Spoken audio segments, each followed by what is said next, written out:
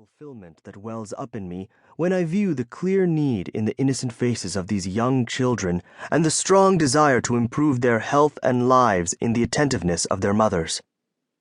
Medical services in rural Afghanistan are so rare.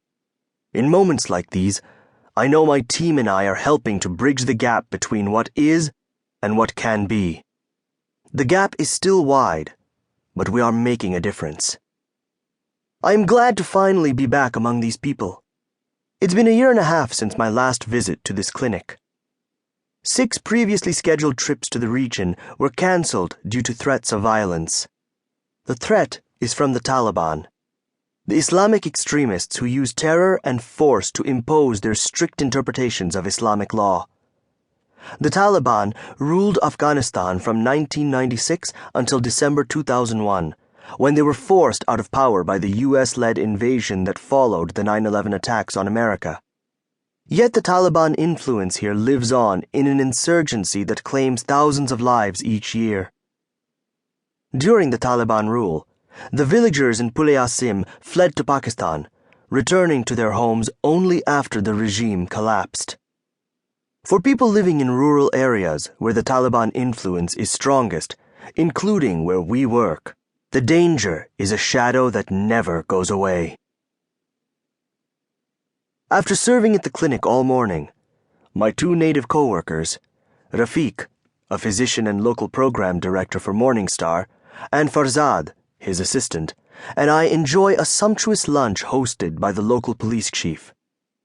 At 2:30 in the afternoon, we drop off the police chief and another local doctor near the medical clinic, then begin the 4-hour drive back to Kabul.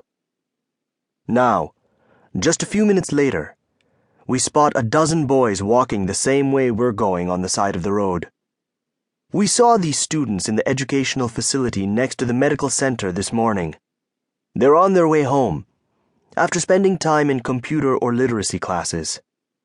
When we offer them a ride, they pile into the open truck bed, smiling and grateful for the lift. We let them off in a village about 5 miles down the road, wave goodbye, and continue down the winding dirt road. As we drive, I think ahead to my evening plans, dinner and a meeting with my NGO's country director and his wife in Kabul. We're going to discuss current programs and plans for the future. There is so much yet to do here. Then, in another week, I will be home with my family and getting ready for Christmas.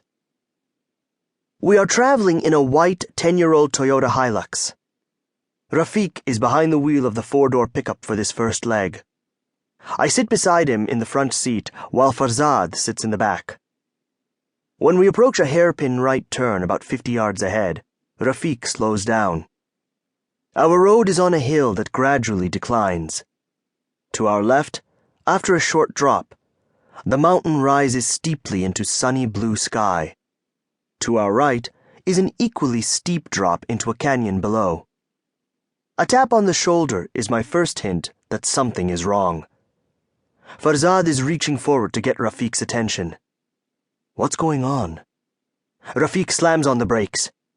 Through the windshield, 100 feet ahead of us on the right, I see him. Next to an outcropping, where he'd obviously been hiding moments before, stands a man. He is wearing a thick beige jacket over traditional garb. On his head is a brown wool pakol, a hat with a kind of double pancake appearance. He has a long black beard that covers his neck. What most gets my attention, however, is the ammunition belt around his waist and the Kalashnikov assault rifle in his hands.